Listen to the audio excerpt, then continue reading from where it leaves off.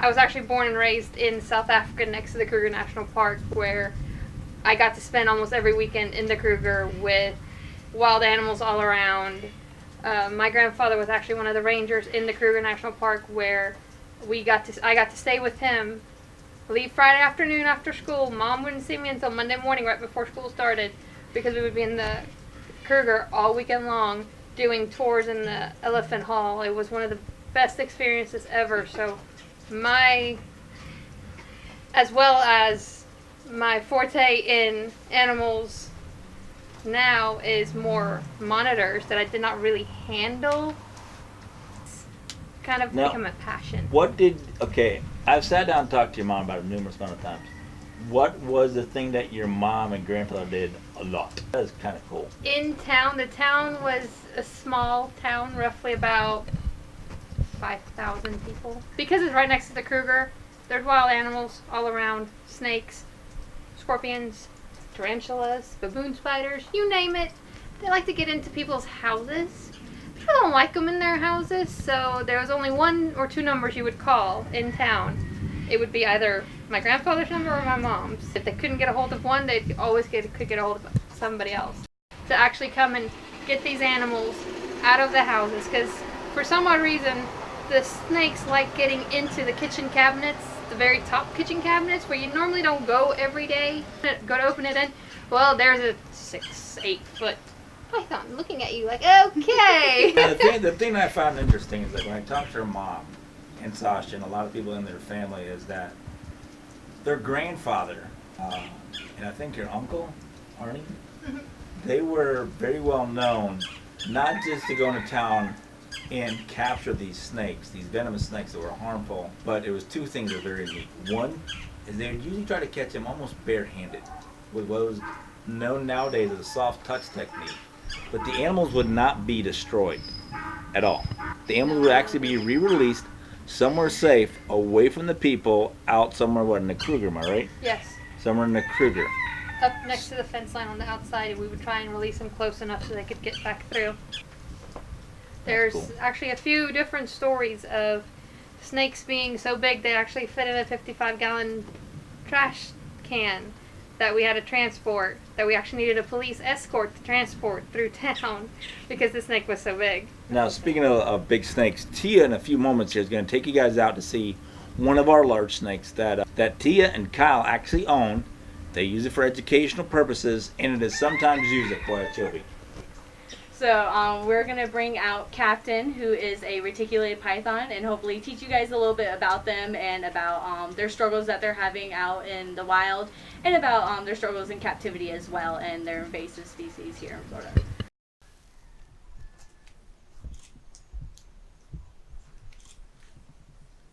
Pythons are actually the longest species of snake in the world.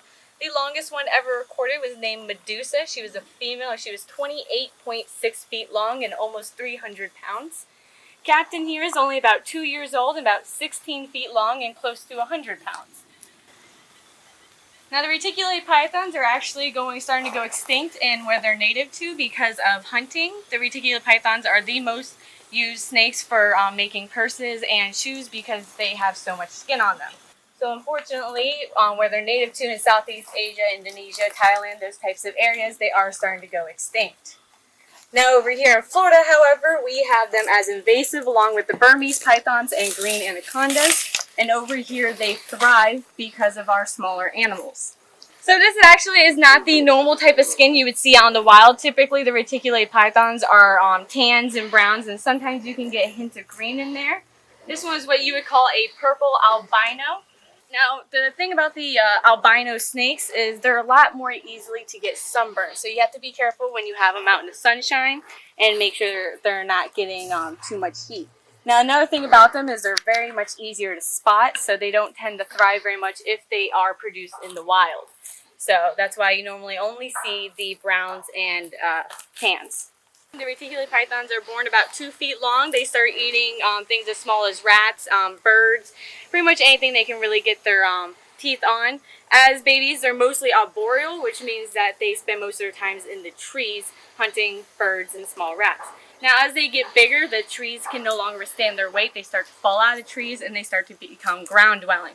Now, once they become ground dwelling, they start looking for bigger game, such as hogs, sometimes small deer. Sometimes they can eat full-grown deer once they're up to their full size.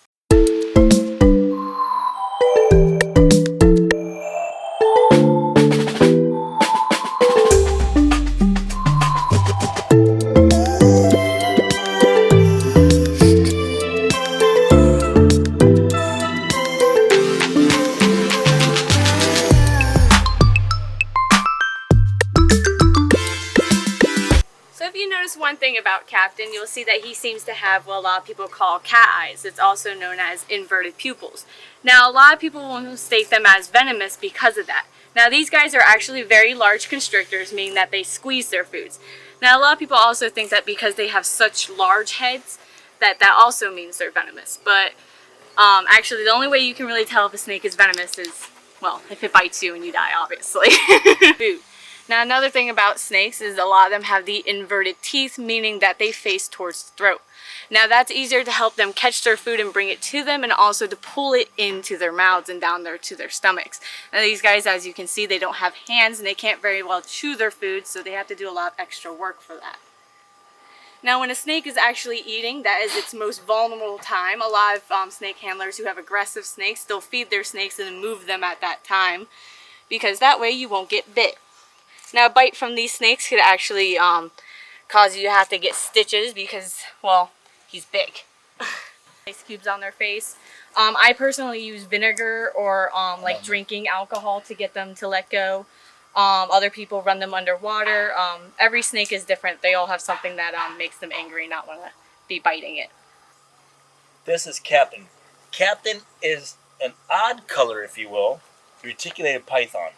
Now, reticulated pythons in their country where they're from are hunted for their skins and their hides because, like my friend Tia said earlier, they have gorgeous, long, beautiful skins. And they use these giant skins right along here, basically for boots, belts, handbags, you name it. Now, again, like I said earlier, this is not the typical color pattern. This kind of color pattern out in the wild, this animal will be picked off. And yes, believe it or not, when these snakes are born, they are a prey item. Large birds, even some cats where they're from will actually try to pick these guys off. But at Captain size, if this animal was in the wild, with a darker color, this would be considered an apex predator. He's going to be 2 in July. 2? We're having a birthday party for him? Yeah. You know one thing, you can't have a birthday party for a snake. You know why? Why? They can't blow out the candles if they don't have lipstick. I'll do it for him. Oh, wait. Make sure it's steak-based cake. Oh, definitely. Chicken flavored frosting. Oh, look, we got some little buggies on you. I'll just make up, please. Now, what kind of insects actually will give these guys a hard time out there in the wild?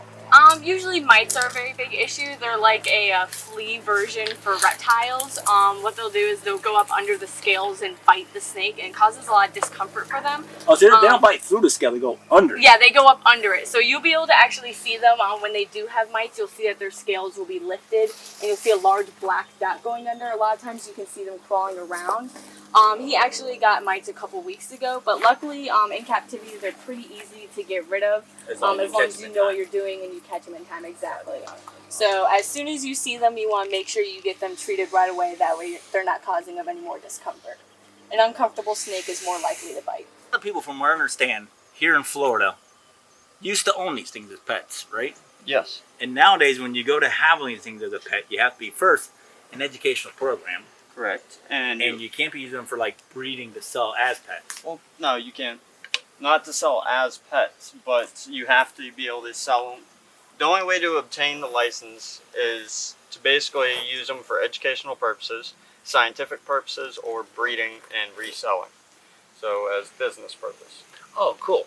All right, so you've had him since birth. How fast has this guy grown over the past few months or the past year? In the past year, he's grown, I would say, about 6 to 7 feet. In a year? In about a year, yeah. So then it's easy to say, when these guys are born out in the Everglades, pythons, just not just retic, but pretty much most pythons, they're born about, what, 12 to 14 inches? As soon as they hatch out of the egg, they're born at about 2 feet long. What? They're reticulated pythons. The reticulated pythons, yes. And then, yeah, 'cause I know you Burmese can get about 12 to 14 at birth. Correct. So within 1 year, you get 6 foot, 6 to 8 foot. Yeah, That's depending why on what they're going to catch, though. These snakes can grow based off of how much they're going to eat in the wild because they have all the room to move wherever they need to go, as long as the temperatures are to their preferences. Whether it be hot or out, they're going to be able to eat more. That's how come I don't grow that much. I keep my house icy cold. Exactly. Yep. Now for these guys, they actually need natural heat, so they're going to need that sunlight and a lot of movement to speed up their metabolism. Whereas as it's colder out, their food is just going to sit there, and they're going to be able to live off of that for months. If they don't find food for almost a year in the cold, they can live that long too. Now the reason we don't give him rodents anymore is just to help keep him a lot calmer. He doesn't really have to hunt them. His instincts are still there, but he doesn't have to all of our stuff comes processed by Walmart.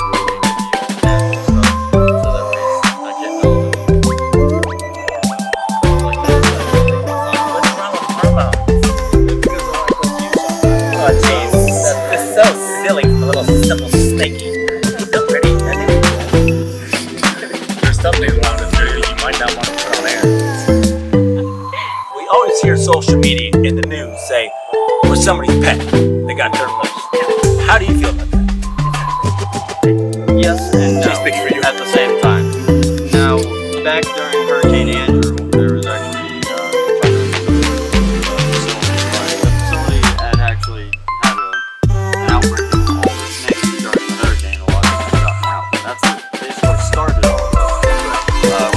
Pythons out in the Everglades, and they're actually finding very few sightings of reticulated pythons and green anaconda. Now, the green anaconda is being the largest subspecies, meaning in girth. And so there's a difference between the word large and long. Correct. Okay, well I'm just trying to help you out. Yeah, no, just beating you along here. It's all here, right. run a bait like But yes, like I said, with the anacondas being the largest subspecies, their body weight get over 300, close to about 500 pounds in body weight and body mass. Whereas the reticulated pythons are the world's longest subspecies, which means they can get possibly up to about 30 feet long. Coming over to explore and see what's going on over here. Speaking of exploring, their tongue. Mm-hmm. People have always sat there and thought that their tongue, like you always hear, the tongue of a snake is a liar. What do they actually, most snakes actually use that tongue for? You guys take a real good look right here. Good old captain. See if we can get his little tongue to flick out. A few times. Oh, yes, I hear you. There you go. That tongue, pretty cool. It comes out of the mouth. It's split. When it splits, it gets smaller molecules in the air. Those molecules land on the tongue. He pulls it back inside, and it goes to a little teeny Jacob's organ, very top of his nose area. That allows the animal to smell what direction to go to hunt down his food. So right now, when he's cruising, he's got that tongue flicking, like Kyle and Tia said earlier. He's actually just out cruising around, checking things out. Boy, you are a gorgeous snake. Now, take a good look at his eyes. Come on in here, camera guy. I promise I will let it bite you at least once. Take a good look at those eyeballs. Yes. Now that loud breathing you're hearing, it's not him hissing. It's just these large snakes. They have been known to have breathing issues. So because of their body weight, it puts a lot of pressure on their lungs. So it makes it seem like they're hissing, but he's generally not. You and I were talking about the snakes in the Everglades, and how some people sit there and say they're from people's pets that were turned loose. Mm-hmm. And then you mentioned Hurricane Andrew. Mm-hmm. Last time I was like reading up on it, from what I heard, not 100% guaranteed. Okay. Because I'm old, and sometimes my hair cuts in and out. Yeah. Okay. But from what I heard, in 1972 was the first recorded wild python ever caught here in Florida. So is it possible over the years, because these guys can lay so many eggs, and the babies can grow so rapidly, so quick, is why we're finding so many of them now? Yes, it is actually possible. And not only that, but the females have been known to be able to lay fertile eggs without another male being around. Wait, what? There was actually just a recording not too long ago that a female Burmese python. Now, when you say a recording, was it a CNN recording, a Fox News, or an RCA? Some facility. Okay. Yeah. Still have to come down to like Write about if it you like on fake Facebook. news or not. It's on Facebook. You know? It's on Facebook. Look it up. Well, if it's on Facebook, it's got to be real. Yeah, I've been Seen hearing that that too. A lot of reptiles are able to do that now. Yeah, he was saying that the female had never been around a male. It had been in captivity its whole life and actually laid fertile eggs after they had moved it into a little bit more stressful environment. Less stressful. No, it was more stressful, and that's what changed the... Really? Changed it. Wow. Because she was always calm her whole life in her new cage, in her old cage, and then they moved her into a new one. So she had only bred one time in her life? That was it? She had never bred. She had never bred. I know Wow. what you're talking about. No, what happens is what they can actually do is they only have to breed once, and they can hold that Yes. semen Yes. inside of That's them. it. That's So- what I've And heard. then they can Yes. fertilize the eggs later on in their life whenever they feel like they're ready and they're comfortable. Yes. So what happened is she did go into a less stressful environment, which made her feel like she was safe to finally have her babies. Yeah. And I she have- laid her So fertilized eggs. I was wrong in that aspect. Yeah, It's because okay, I just I want wanted to say, to because know I've how heard you if some reptiles, if they breed, not just these guys, but some reptiles, if they breed just one time, Mhm. you know, because this is not going to be PG-13, just so you know. When it ejaculates, more than one semen comes out. Mhm. So the unused semen, it's actually able to use sperm cells. It's Store. actually able to use, store Mhm. and hold if it needs to repopulate an area. You go. What are we doing again? Follow, like, subscribe. Okay. Kyle. What? Oh, we're doing that right now. Okay. Follow us on, Yeah, so you're gonna follow us on Instagram, like us on. Facebook. You can also subscribe to us on YouTube, hopefully where you'll be watching this video majority of the time. A lot of times you'll find it on Facebook as well. What else are we missing? We got Facebook, Instagram. Twitter. Do we have a Twitter? Do we have a Twitter? We do. We have a Twitter. What's the link for Twitter? Yeah. Okay. Yep.